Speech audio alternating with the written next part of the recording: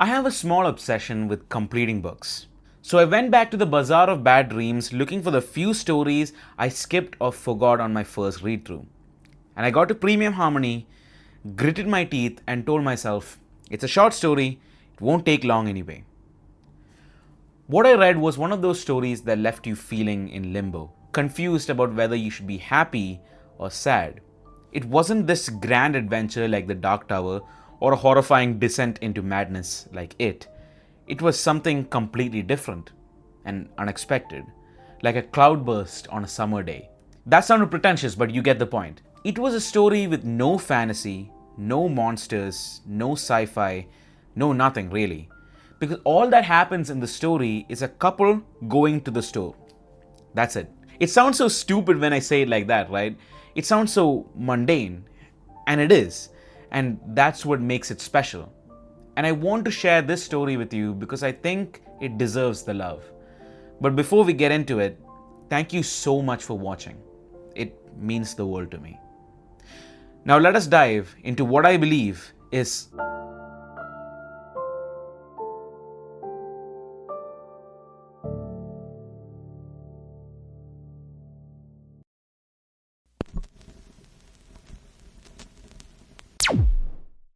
this story is one of Stephen King's lowest rated works on Goodreads. For reference, Tommyknockers.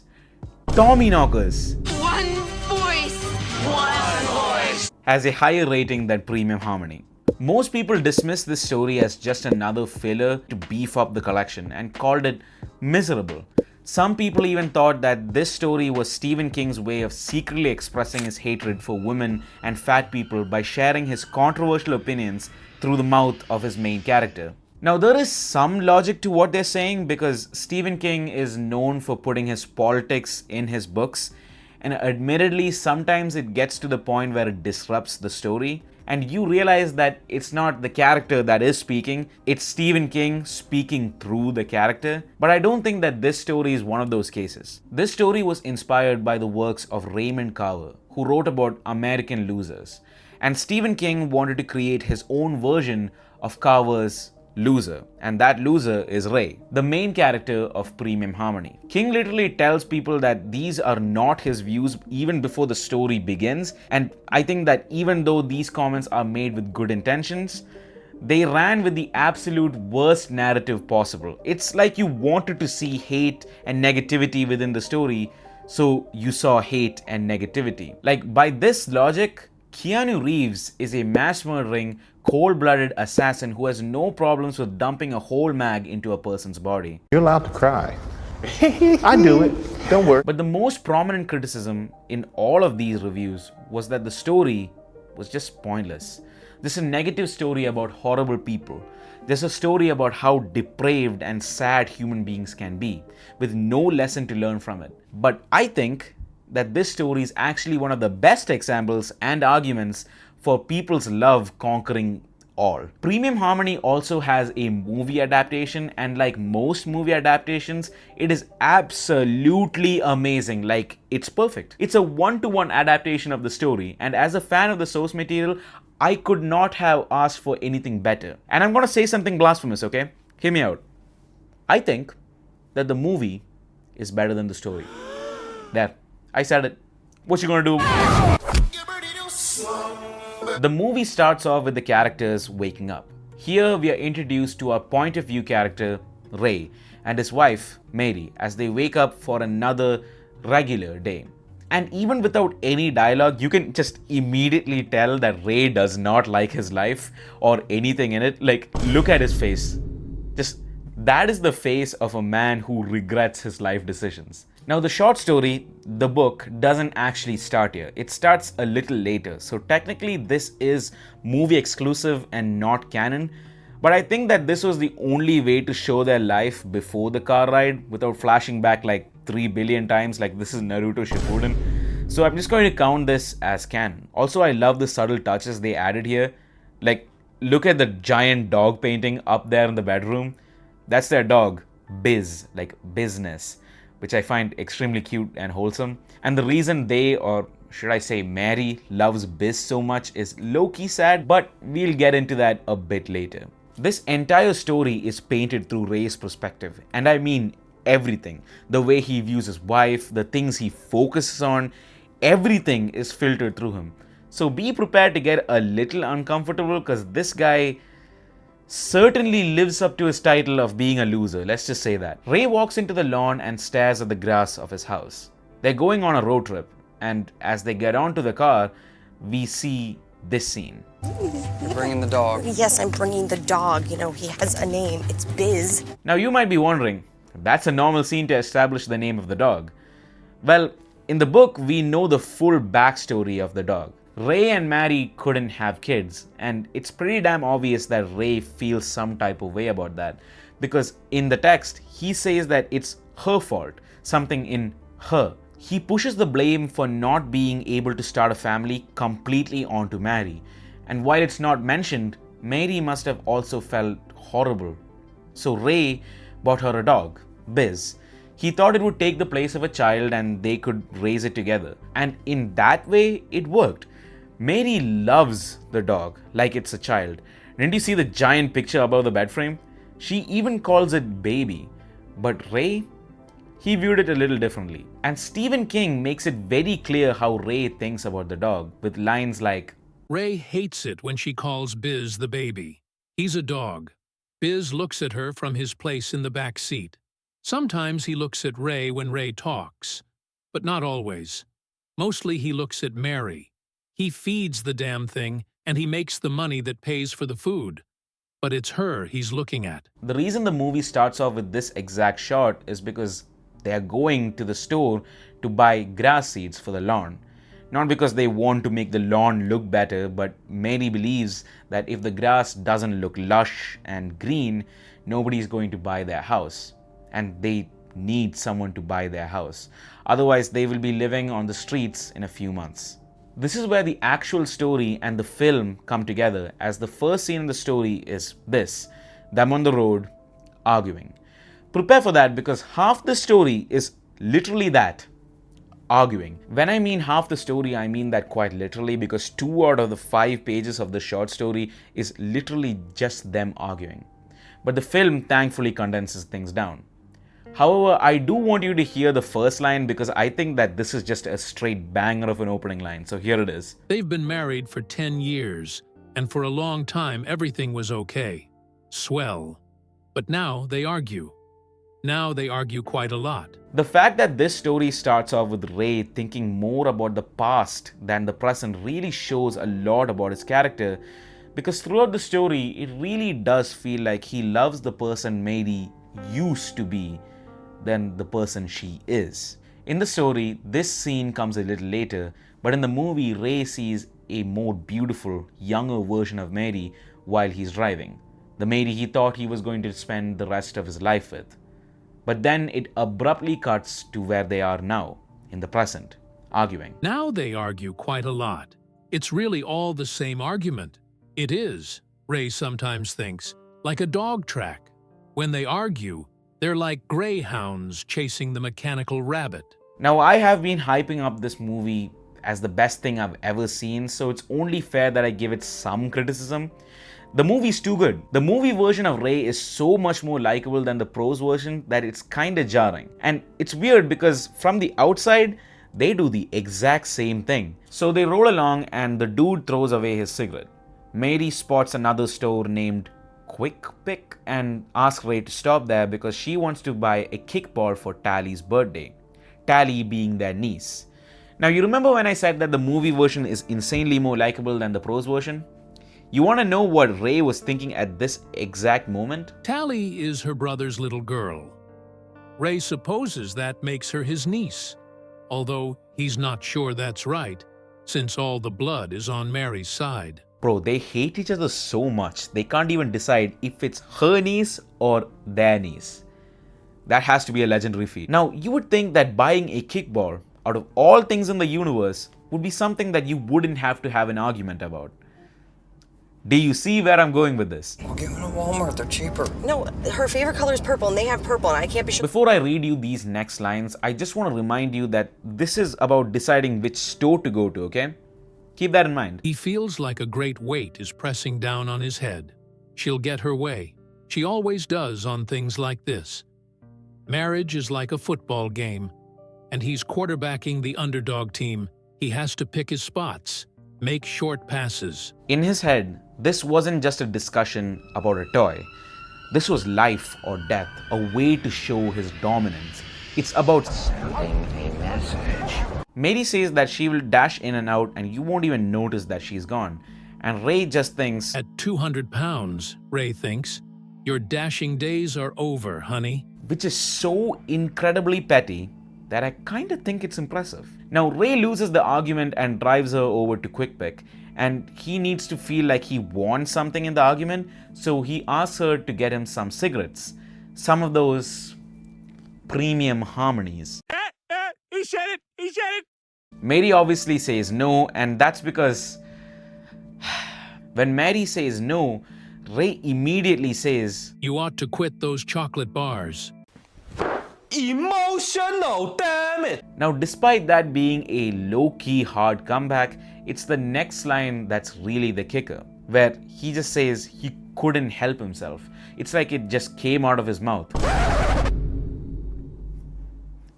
Now, he said this not because he wants her to save money by quitting, but because he knows she's sensitive about her weight. Ray literally used the golden rule of the internet. If you can't win an argument fair and square, insult the other person. Mary leaves, leaving Ray alone with Biz in the steaming hot car. In the story, this is just a scene written off as Ray complaining about the heat. But in the movie, this beautiful shot plays. I swear the music in the story is just...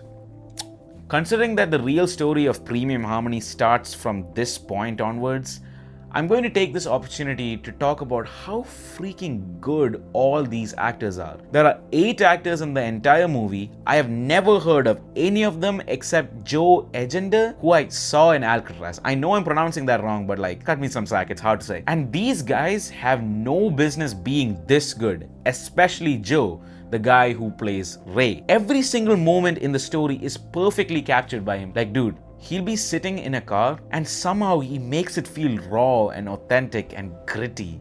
Also, I know it's very subtle, but oh my god, the music in the story is just wonderful.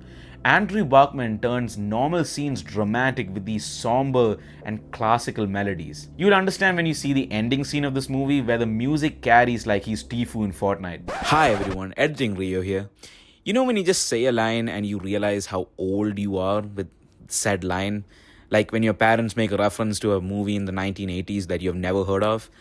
That's how I feel looking at myself in the editing footage. Reference Tfue and Fortnite in the year 2025. Like, I think I'm just too old. Like, I can already feel the receding hairline and the broken back. Sorry for talking a lot. Let's just continue with the video, okay? My point is that you should watch the story. You need to watch the story. In fact, go watch the story after this video. Don't go now because I need that sweet, sweet watch time. Now, you might be asking, Rio, you hyped up this story as one of the greatest things since sliced bread. What are you talking about? Patience, my friend. All good things comes to those who wait. And those that smash that subscribe. Y'all remember when I called this story a tragedy? Yeah, the tragedy element starts from this point onwards. So if you're having a good day, kiss that good day goodbye. In the book, Ray gets handsy with nothing to do and finds some chocolate in the glove compartment. And just to spite Mary, he feeds some chocolate to Biz in the back seat. And if you don't know, you really shouldn't do that. Think of it like this. Would you feed poison to an infant? Well, that's what chocolate is to dogs. It's like their kryptonite. If you feed some to dogs, they'll just get folded. But the point is Biz is cooked. Now in the movie, this doesn't happen. Instead, Ray finds a folded cigarette and throws it away. While waiting, he sees a woman running towards him, and notice how the camera is pointed. I will give no commentary. All I have to say is Ray is a cultured individual. The woman comes up to him and says that the red-haired woman, Mary, fell down and asks if Ray is her husband.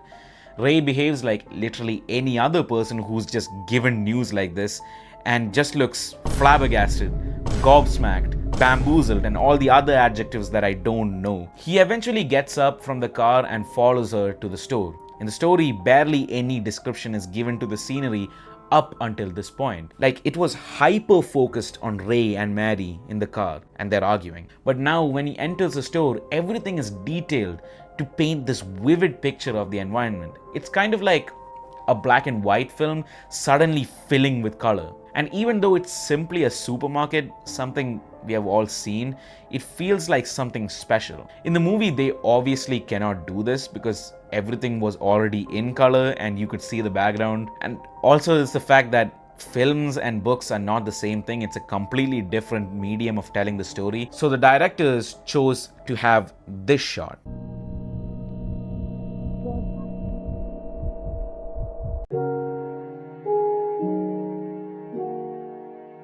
It feels like one of those moments right after a bomb explodes and the whole movie is in like slow motion and the edges are blurred and stuff. But the edges being blurred here gives it a pretty ominous vibe to what's coming. In my previous video, I said we only care about tragedy, really care about tragedy when it affects us. And I feel like it applies here more than there. Ray doesn't cry, doesn't shout, does basically none of what we expect him to do. Even though both in the story and the movie they had been fighting, it's clear that Ray still loves Mary. But the thing that amazes me is that there is no need for dialogue to show all of this. It's all carried by Joe Engender's performance. Like when Mr. Ghosh asks him if he wants to use a t-shirt to cover her face, Ray says no, saying that she might not even be dead. Now this doesn't stop him from being an absolute degenerate loser, let's be clear, because when Mr. Ghosh tells him that he gave her mouth to mouth, Ray's first thought was that another man kissed his wife before thinking about the fact that she might be dead. And as he kneels next to her, he looks around. She grab her chest? I don't know, not that I saw. She just... What the hell? Oh my God, no way. Ray is definitely going to horny jail. Your wife's body isn't even cold yet. In fact, she could very well be alive. And you're already looking for new options? To be fair though, he was already looking for new options while Mary was still alive, so I guess that's in character for him. But if you think that's bad, then you haven't met the Ray in the short story. Movie Ray did something weird, but he locked in and he got his priorities straight in the end. But the Ray in the book? Ray wants to ask her what she's crying about, then knows. She has made up a whole story about him from what he just said. Why, if he came back in a week or so and played his cards right, she might toss him a mercy f***. Not that he would, but he sees that maybe he could, if he wanted to. My guy, this is unacceptable. This is not down bad, this is down horrendous. Now you might be thinking, what's worse than this? That's like asking what's worse than one world war. Her tone is both reprimanding and flirtatious. Ray thinks she might be another mercy possibility. Yes, he did this 2 separate times with 2 different women. You can see why Movie Ray is the absolute favorite. Now a crowd had formed around the body and Mr. Ghosh chases them away, especially the teenagers, while the old man, this guy, calls the EMTs. They wait around a little longer and the EMTs arrive, and then they check up on her. And I know the copyright system is absolutely going to rail me for doing this, but I have to show you the scene. She was your wife? What do you mean was? I'm sorry, sir, but she's dead. In all seriousness though, that's such a heart-wrenching scene that you even feel bad for someone of Ray's caliber. Whoa, now don't start to feel bad yet, because Stephen King is about to hit us with the wombo combo with lines like these. Ray watches as they lift her onto the gurney. A sheet has been neatly folded down at the end of the gurney. They pull it all the way up until it's over her face. Now Mary looks like a corpse in a movie. The EMTs say they are taking her to the hospital and that Ray has to follow them and take her body to the mortuary. Ray finally starts to understand what's going on, and almost like he's coming out of a dream, he thinks about the fact that an hour ago they were arguing about grass seeds. And now you're telling him that his wife is dead. And in that moment of confusion, he says, I don't have a mortuary, he says. Not a mortuary, a burial plot, nothing. Why the hell would I? She's 34. They take her body and Ray stands there alone in the store. Well, not alone, I guess, because there are some people surrounding him, but he sure feels alone. And this is where I feel like the movie becomes something more than the book. In the book, they barely speak on it. Stephen King's pessimism really shows through because they exchange one line and then everyone just dissipates. Ray just kinda has to deal with it himself. In the movie though, they actually fleshed out the old man's character, even though it was only with one line. And somehow, it feels like the old man in the movie has more soul and character than all of the characters in the books combined. She just lay down on the sofa one night and never woke up. We were married 54 years. Did you ever argue? Are you kidding? All the time.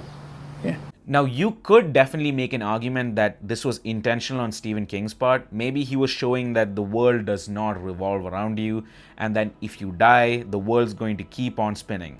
Now, ironically, I feel like the old man being kind and telling Ray that he and his wife used to argue too actually made Ray feel worse, because look at bro's face.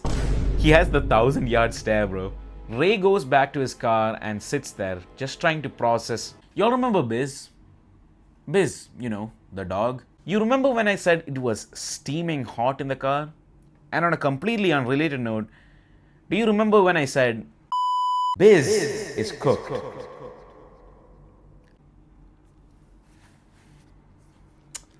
If you don't like animal death or aren't comfortable with that, kindly exit out of the video. Thank you for watching. Hug your mother, read a book, all that. Thank you. Thank you for watching. For the rest of you, you know what's coming. Ray opens the door and gets into the car. It was burning hot in there.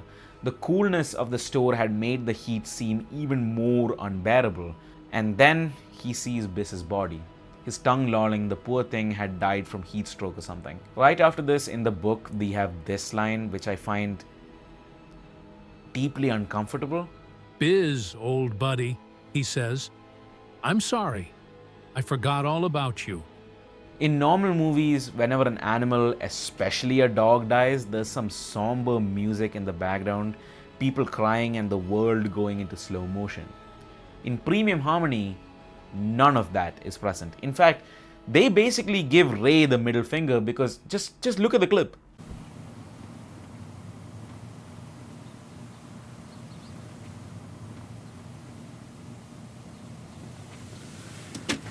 After getting backhanded by life like this, he just sits there in absolute silence with his wife and dog dead, realizing that he had spent his life hating on both of them and in the end realizing that he loved them only when they're dead. This part again isn't in the books, it's movie exclusive, but it's just too good not to leave in here, so I'm just gonna show it. Ray finds a chocolate cake wrapper in Mary's seat, her favorite food, her only vice, and I'll just let the scene play.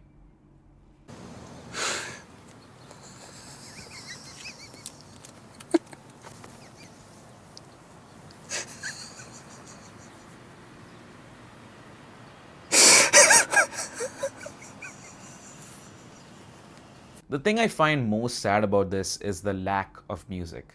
In fact, if you carefully listen to the background, you can hear other cars just passing by, unbothered.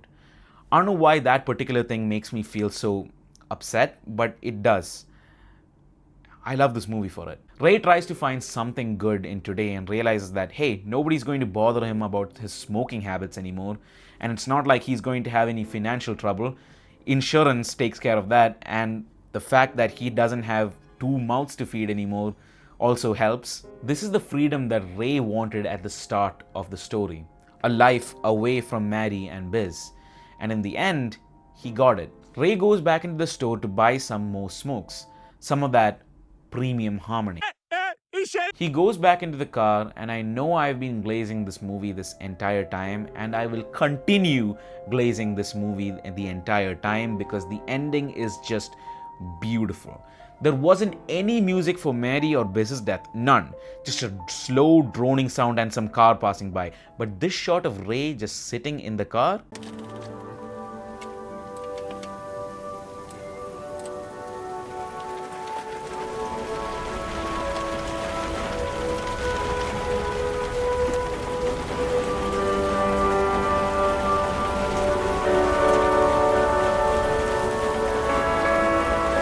this has one of the most beautiful rising sounds you will ever hear in your life. I swear, it sounds like something you would hear in one of those motivational videos before a bald guy yells at you for 5 minutes and talks to you about never giving up and making money in a business or something. It feels heroic, like Ray survived and he won, he thrived, you know what I mean? It sounds like he'll get through this somehow.